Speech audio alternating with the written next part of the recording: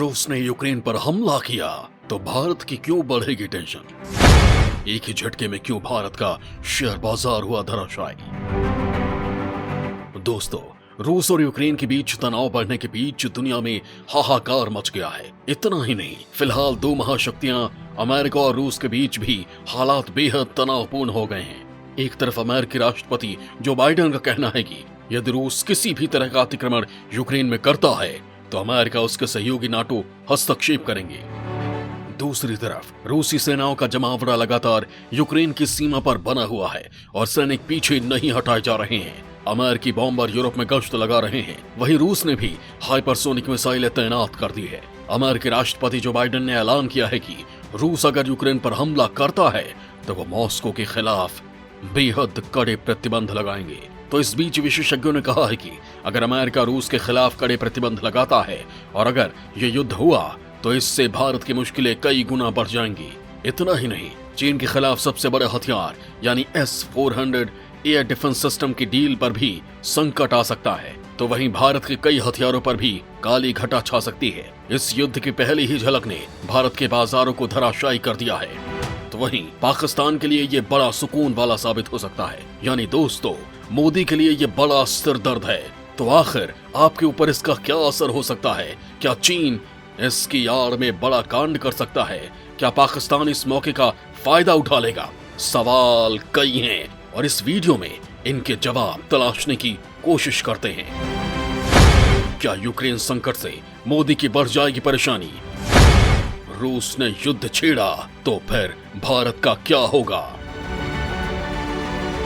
दोस्तों, अंतर्राष्ट्रीय मामलों के एक्सपर्ट सी राजा मोहन के मुताबिक जब दुनिया की महाशक्तियां लड़ना शुरू कर देती हैं तो विदेशी नीति को संभालना काफी मुश्किल होता है। भारत के लिए बड़ा संकट यह है कि दोनों ही महाशक्तियां भारत की दोस्त हैं। अब अगर अमेरिका रूस पर गंभीर प्रतिबंध लगाता है और अमेरिका भारत को मिली छूट को रोक देता है तो इससे भारत रूस के बीच S-400 डील पर प्रभाव पड़ेगा।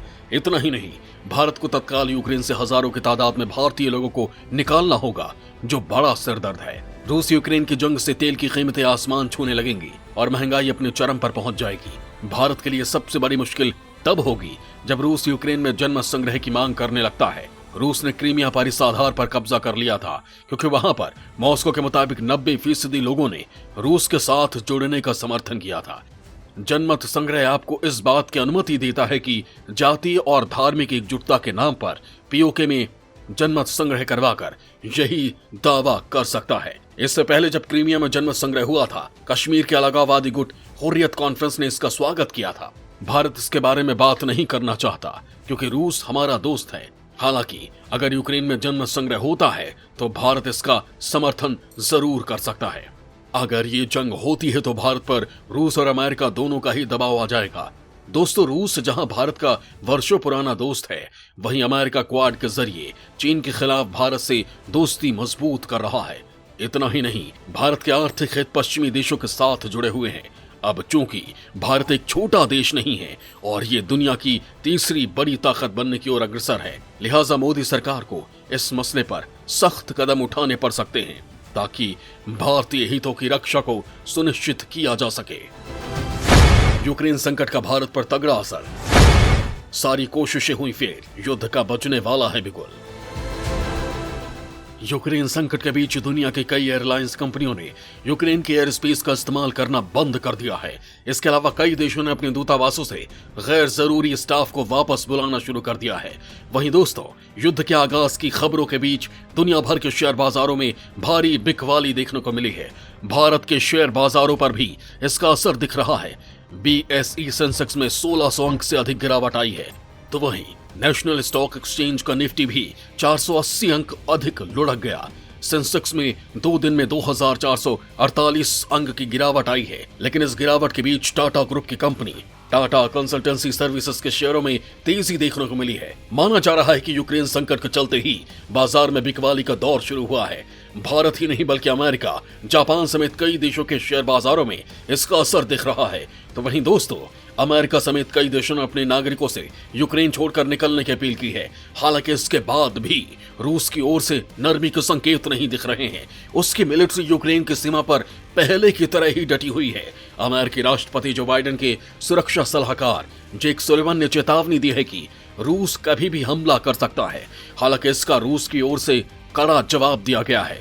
रूसी विदेश मंत्रालय के प्रवक्ता मारिया जाखारोवा ने कहा कि अमेरिकी नेता झूठ बोल रहे थे और आगे भी आम नागरिकों पर दुनिया भर में हमलों के लिए झूठ बोलते रहेंगे। वहीं जर्मन चांसलर ओलाफ ने कहा कि यूरोप में शांति को बड़ा खतरा पैदा हो गया है। उन्होंने कहा कि यदि रूस की ओर से हमला किया जाता है तो फिर उस पर कड़े प्रतिबंध लगाए जाएंगे। अमेरिका ने कर दिया आर्या पार का ऐलान। युद्ध हुआ तो फिर रूस की खैर नहीं। रूसी सेना के भीषण हमले के खतरे के बीच अमेरिका के राष्ट्रपति जो बाइडेन ने यूक्रेन के राष्ट्रपति वोलोदिमीर जेलेंस्की से बात करके उन्हें मदद का पूरा भरोसा दिया है। साथ ही दोनों ही राष्ट्रपतियों ने इस बात पर जोर दिया है कि वो रूस के साथ तनाव को घटाने के लिए राजनयिक प्रयास करते रहेंगे। बाइडेन का ये बयान ऐसे समय पर आया है जब अमेरिका के राष्ट्रपति सुरक्षा सलाहकार ने चेतावनी दी है कि रूस यूक्रेन पर हमला करने के लिए बहाना तलाश रहा है। इससे पहले अमेरिका के राष्ट्रीय सुरक्षा सलाहकार ने पिछले 10 दिनों में रूसी सैन्य जमावड़े में नाटकीय तेजी देखी गई है। इसके जरिए रूसी सेना कभी भी सैन्य कार्रवाई को लॉन्च कर सकती है। उन्होंने कहा कि हम हमला करने के बहाने समेत सभी आशंकाओं पर सतर्कता पूर्वक नजर रखे हुए हैं। इसके तहत रूसी खुफिया एजेंसी रूस समर्थित बलों पर या रूसी नागरिकों पर पूर्वी यूक्रेन में हमला कर सकती है। वो इस हमले का ठीकरा यूक्रेन पर फोड़ सकते हैं। रूस ने यूक्रेन की सीमा पर 1,30,000 सैनिकों को तैनात कर रखा है और उसका दावा है कि वो सैन्य कार्रवाई की योजना नहीं बना रहा है। रूस ने यूक्रेन से मांग की है कि वो अमेरिका और ब्रिटेन की सदस्यता वाले नाटो के सैन्य गठबंधन का हिस्सा न बने। रूसी राष्ट्रपति व्लादिमीर पुतिन का मानना है कि नाटो के रूस की सीमा पर विस्तार होने से उसकी सुरक्षा को खतरा पैदा हो जाएगा।